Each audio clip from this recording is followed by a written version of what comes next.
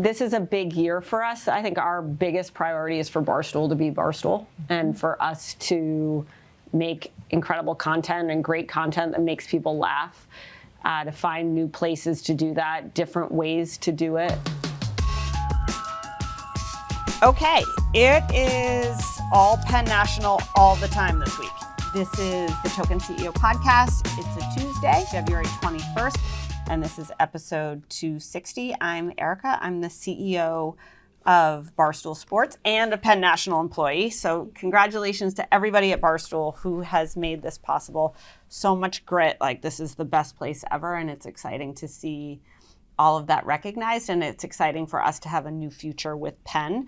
This week, we're talking about the ins and outs of the Penn acquisition. So you'll hear a little bit from our all hands at Barstool. You'll get some glimpses of the Penn all hands, which happened last week in Atlantic City. And then, as always, we'll do Q&A and whatever else we can straggle up. So before we do that, though, let's say a big thank you. Before we had a big accounting team inside of Penn, there's like a monstrous accounting team over there. Those Penn people count a lot of cash. Like, it's a gift. It's insane.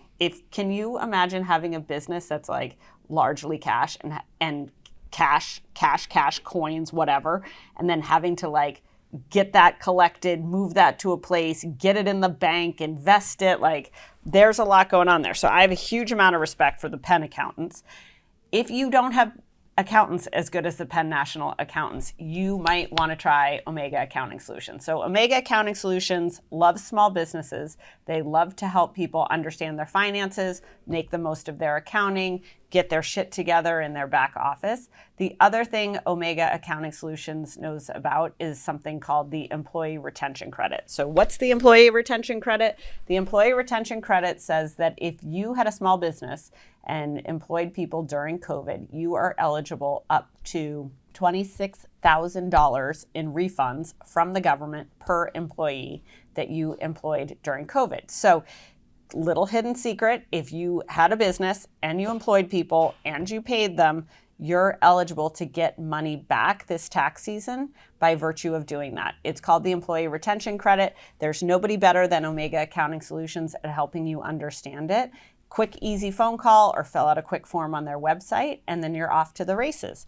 If you call 1-800-300-9ERC, that's 1-800-300-9ERC, or visit omegataxcredits.com/barstoolsports, you can learn more right now. All right, so first thing we're going to do is kick it to the Barstool All Hands. So we had a company meeting. It was while everyone was at the Super Bowl. So this happened last week. Francis moderated it. It was real heavy, in my opinion, but I think people got a lot out of it. And sometimes you have to have a meeting that just answers all the hard questions. So this is just a quick look at that. So what we wanted to do was, Barstool's getting acquired next week by Penn. Francis mentioned this, most everyone or a lot of people are in Arizona, but we had the opportunity to have a lot of the Penn folks here today. So Jay's here. Chris Rogers is the guy who originally did the Barstool deal. Felicia Hendricks is Penn CFO, and then Todd George basically runs Penn for Jay, runs all their casino operations, runs the sports book and what they call PII, which is their interactive group. And really what I wanted to do was just to give everyone here a chance to do a Q&A of a bunch of questions that people here had raised about the acquisition. What does this mean? What's going to happen? Give Dave a chance to say something. This is the 20th anniversary of Barstool, and I think that being the year that Barstool was acquired is just an amazing, amazing milestone. And really just wanted to mark the moment that this is happening. Everybody will be getting a hat. We made hats for everyone commemorating this, which are pretty cool. I think Dave has it on.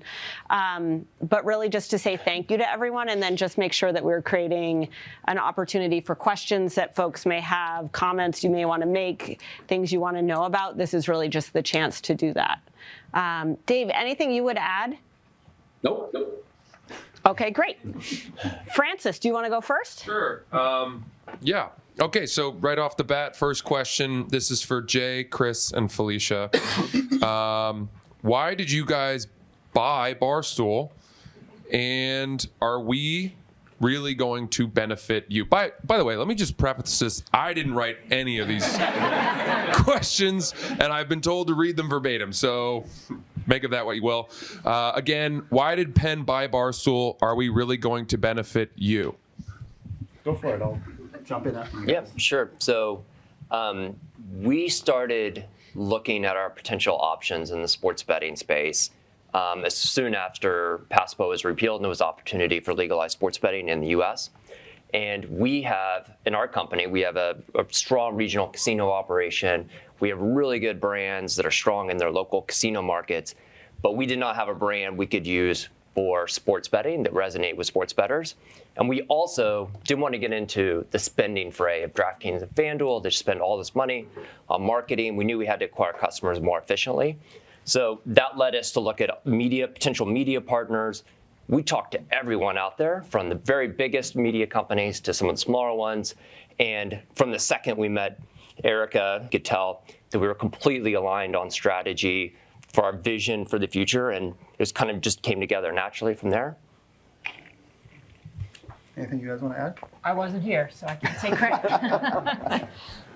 The only thing I would add, in addition to what Chris said, it really kind of allowed us to bring. We have such an eclectic mix of properties in so many different markets, and it really kind of became the glue that we could get behind. And what we're seeing is that this online space, we're an older company, but last year we added about 1.4 million people to our database, and a big piece of that was Barstool, and seeing all the people come through and then engaging with us, whether it's at the properties or through our online offerings. So it was just another way to generate growth and drive traffic. Yeah, the only thing I would add on top, are these even working? I don't think know. they are. I think it's for looks. It's for looks. The only thing that I would add is that in addition to Chris's comments and Todd's, one of the issues that we had really as an industry, but then even more so at Penn as a regional gaming operator, is that the average age of the customer continued to go up, right? And so when I first got in the industry in the late 90s, the average age was like late 40s, and then 5 years later it was 50, and then it was 52, and then it was 55. And so when online sports betting became a legal opportunity, once the law changed in 2018, we knew we needed a sports betting brand to lead with. We also knew that we needed to get younger, and this was an opportunity, I think, between sports betting and the partnership with Barstool. So if you look at the results, we used to get, this is only 5 years ago, about 10% of our business in total came from 21 to 45-year-old, 10%. And 5 years later, at the end of 22, we've almost doubled that to 20%. And almost all of that growth, when I say 5 years, is over the last 2.5 years since we've all been working together. And so I think what's most organic in terms of like the customer flow and the ecosystem that we've jointly created is get people in the way that you guys do, which is by entertaining. And most of the audience does love sports, and there's a natural connection from sports content to sports betting. And then we can introduce them to the other assets that we have, casinos and online casino. But there's so many ways for us to monetize as long as we have great product and great content. You guys have helped us deliver on that, and I think we're in the first inning. Eric and I just did an interview earlier today with the Wall Street Journal. Like we're just getting started, and this is a long game. Like we're not looking to accomplish the goal next year in 6 months. Like this is going to take years for us to do. But if we do work together and we work very hard on creating great experiences for the audience, again, whether you're comedy, if you're sports, if you're lifestyle, it doesn't really matter. We just want to continue to see the funnel grow, more people come in, and then we can work on how we can cross-sell as best as possible across the different verticals. Guys, what is the culture like over at Penn? Question to the same people, but it can be anybody. So I'm the newest to the team. I joined roughly 2 years ago. I spent most of my career on Wall Street actually as an analyst following the gaming industry. So I knew Jay and Todd very well.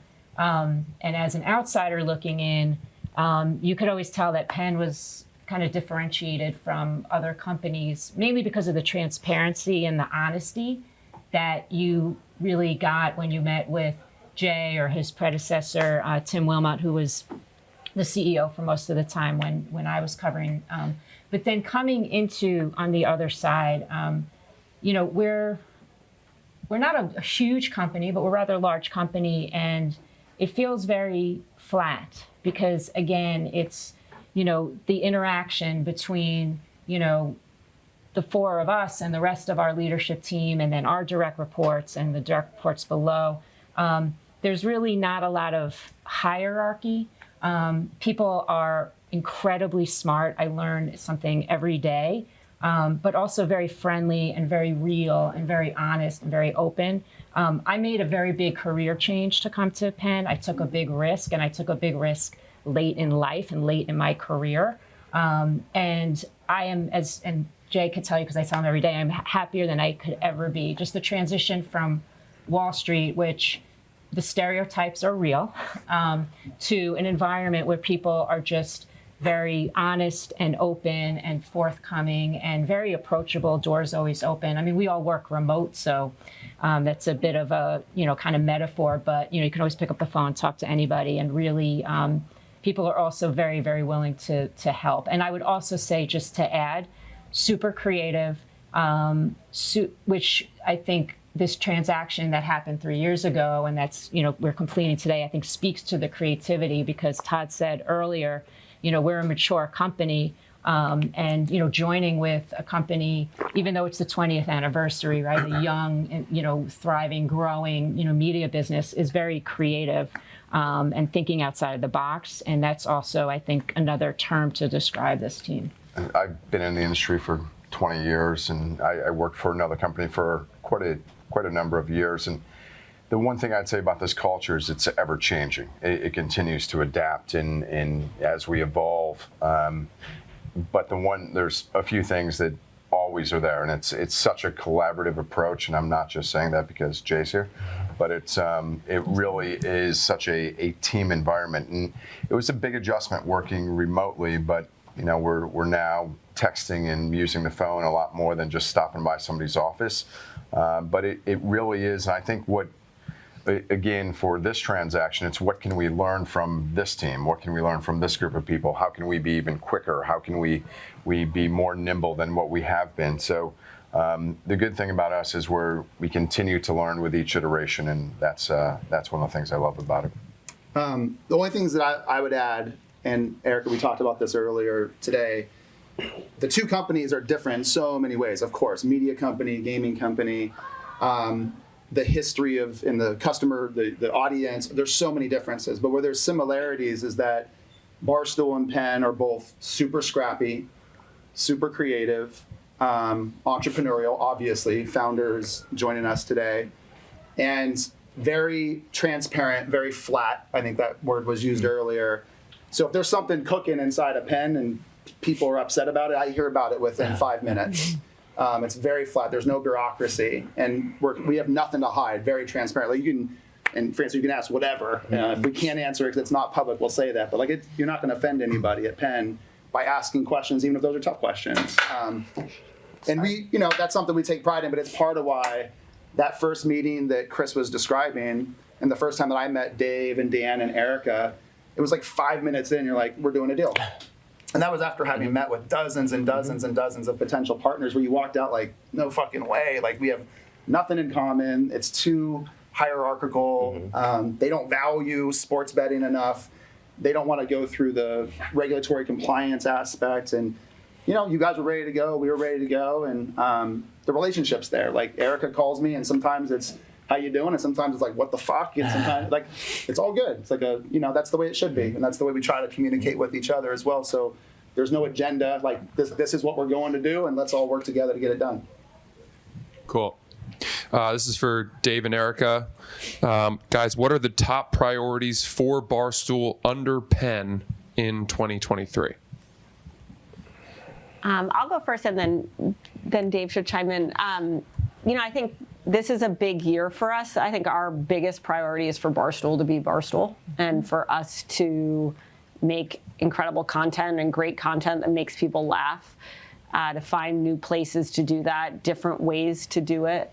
I looked at the January numbers today, pardon my take, I think it's year over year, social video is up 400%. And like, to me, that's so awesome, which is incredible brand, incredible personalities, understanding that the world has changed from podcasting to video. So my real priority is that we do things our way and we do them authentically, which is obviously an abused word, but like we do it our way, and that we keep growing and we keep iterating and changing. We do it in a way that makes money, and that we make money when we're doing it. And I think the biggest thing for me is we become more centric in terms of who we're talking to and what we're giving to them, to make them laugh, to give them a shirt that they want to wear, to encourage them to make a bet and whatnot. So I would say from my vantage point, that's the biggest priority. Dave, would you do something else? No, I agree with all of it. And I've been asked a lot, like, what's going to change with, I guess, the date right around the corner. And to me, on our end, the content end, I speak to a lot.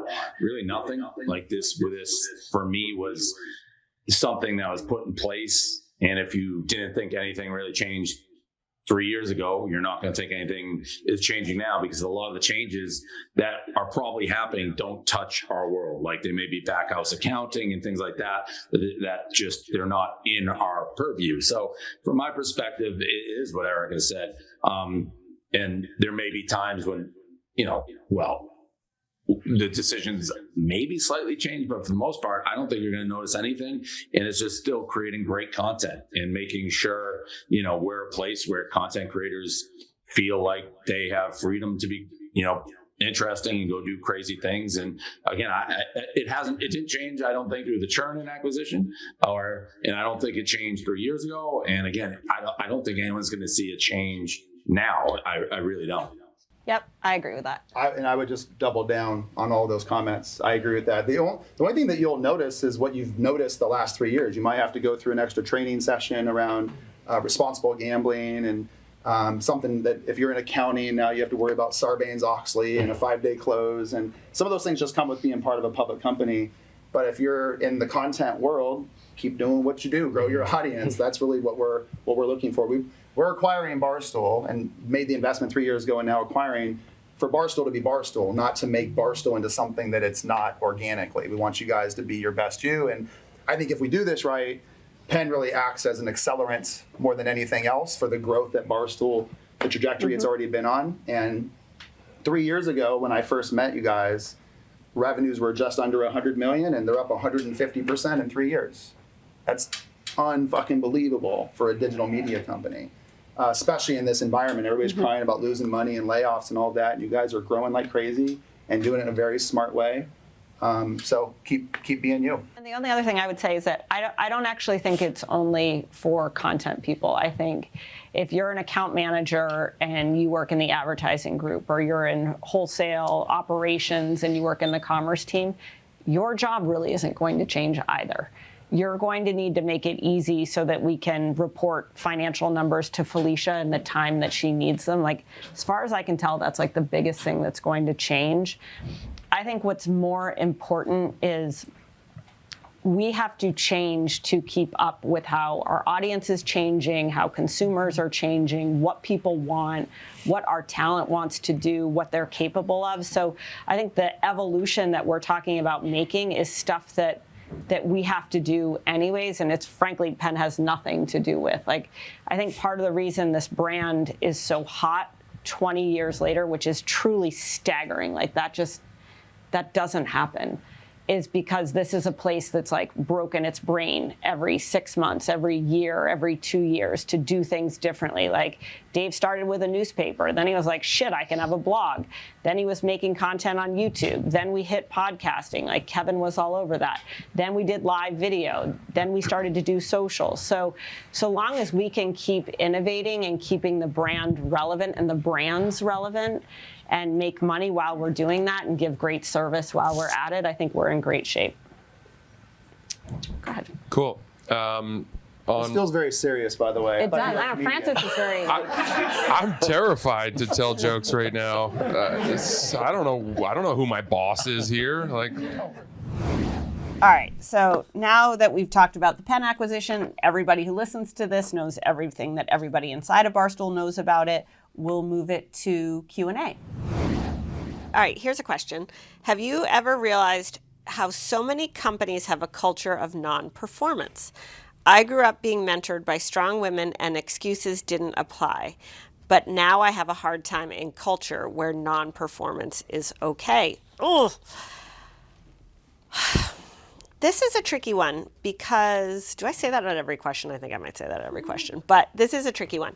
So I agree. I hate non-performance, and I really wouldn't spend any more time than you absolutely have to unless you are making a boatload of money in a company of non-performance. But I think the reality is probably a little bit more gray than that, which is there are non-performing people in most every company.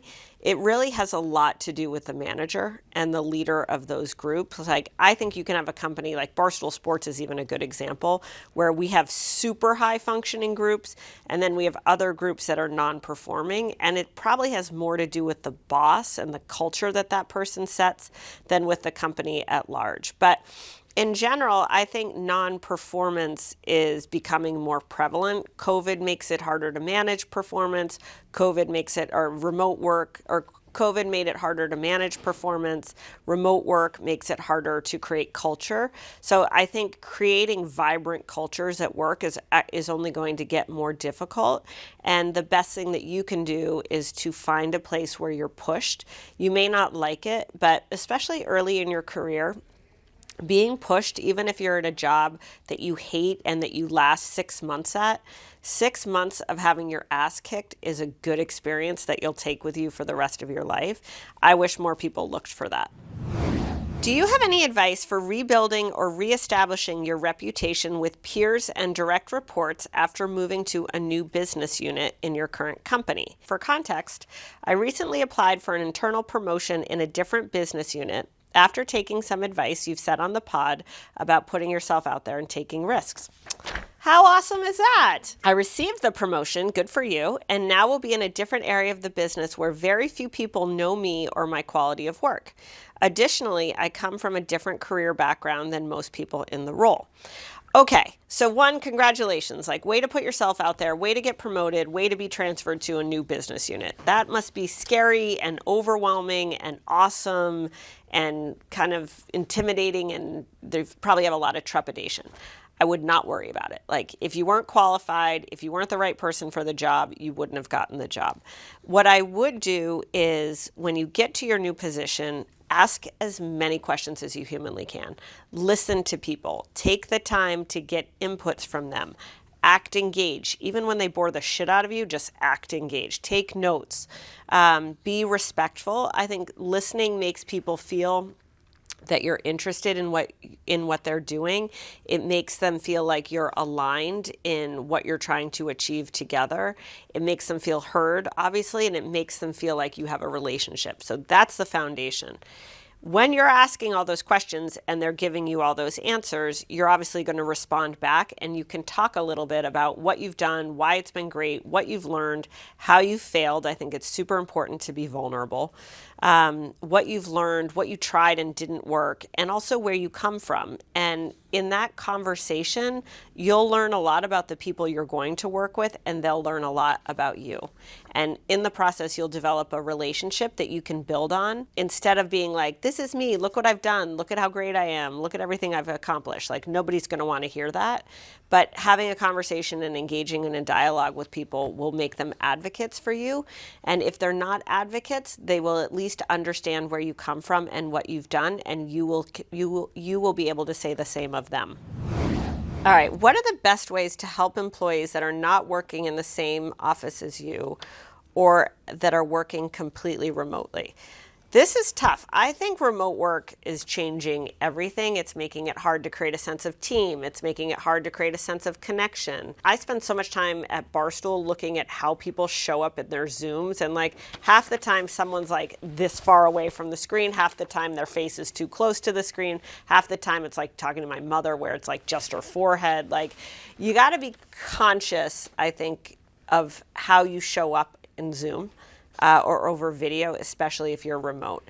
But that's a different question for a different day. To answer the question of how you help people who are remote, pick up the phone, like call them, ask them how they're doing, send a text being like, how's it going? How you feeling today? What's going on? What's happening? Don't always exist within the schedule. Like not everything has to be a video call.